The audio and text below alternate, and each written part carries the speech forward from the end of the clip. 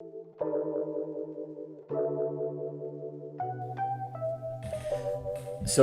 just a word about diets. Usually people use diets to lose weight, but there is such a thing as changing your lifestyle and changing your diet as a consequence or as a part of that. There are basically only three kinds of diets. There are calorie restriction, low-calorie diets, there are low-fat diets, and there are low-carbohydrate diets.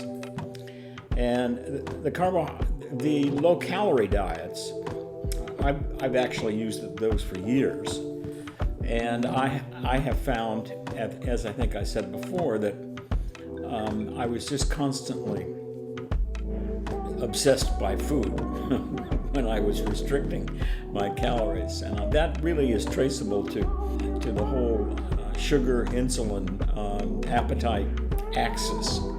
And that when you restrict calories, the natural tendency is for the body to see if you can get some more in there. The only problem, low-calorie diets work and you can lose weight, and I have lost weight on low-calorie diets, but it's very difficult to maintain yourself on a low-calorie diet, particularly if you are not necessarily eating at home all the time. So the other diet that has been popular for at least 50 years now is the low-fat diet. And that whole diet has evolved since World War II. And actually, it has a long history of proponents who have pushed this diet.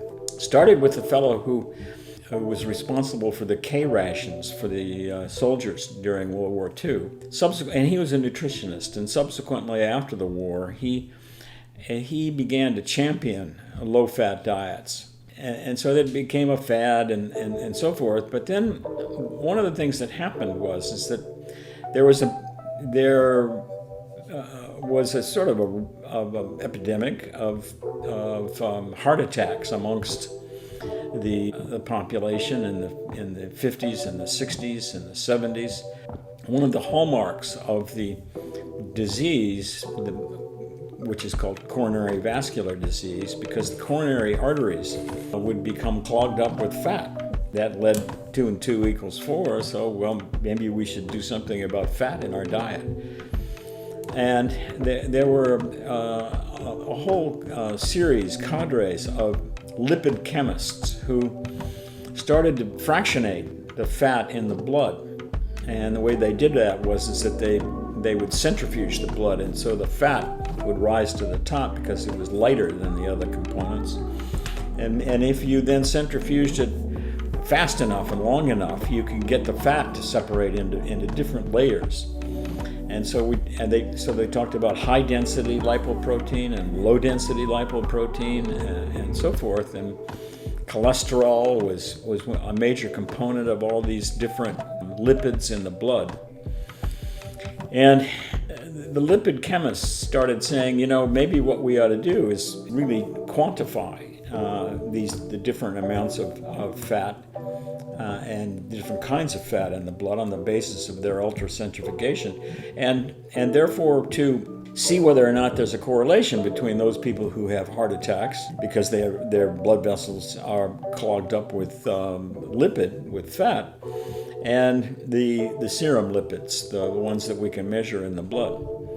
And lo and behold, they were able to do that, and they found that there were several kinds of lipids that seemed to predispose to coronary artery disease, and people began to talk about good cholesterol and bad cholesterol. The bad cholesterol is LDL, low density lipoprotein, and the good cholesterol is high density lipoprotein. And not to get into all of the lipid chemistry, it's clear that your diet can have a significant influence on the blood lipids. And doctors started putting people on low-fat diets to see whether or not they could have any influence on the coronary artery disease. And of course, these kinds of studies and experiments took years. I mean, you didn't do this in the 6 months. The thing is, it's only been recently that controlled trials have been done between looking at a low-fat diet and comparing that to a low-carbohydrate diet. And what they've found, and these have been published in the best clinical journals, the New England Journal of Medicine and so forth, what they found is that low-carbohydrate diets actually improve the blood lipids, whereas low-fat diets, which are then high-carbohydrate diets, actually make the blood fat values worse. You get more of the bad cholesterol and so forth. The doctors still have not come to grips with that and become reconciled with the fact that what they've been telling people for at least 30, 40 years is probably wrong. And that the low-fat diet is really been adding to the problem rather than helping the problem. Which all goes to say is that it's really the carbohydrate, insulin, fat axis in terms of the body trying to control what happens to the foodstuffs that you put into it. And it's clear from the studies that have been done and so forth that a low carbohydrate diet is much healthier than a low fat diet.